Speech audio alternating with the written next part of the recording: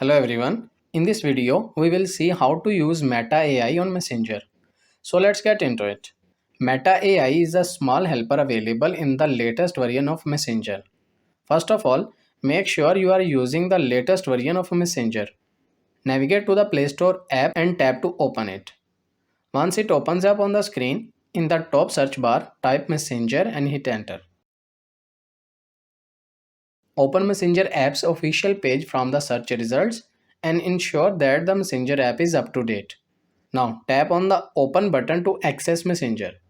Here you can see a search bar at the very top, and also in the bottom menu you can find Meta AI. Tap to open it. You can ask anything to Meta AI according to your need. It will respond you within a very short time and provide you with the best detail according to your search. Meta AI can help you to figure out tricky problems. And that's it. This is how you can use Meta AI in the Messenger app.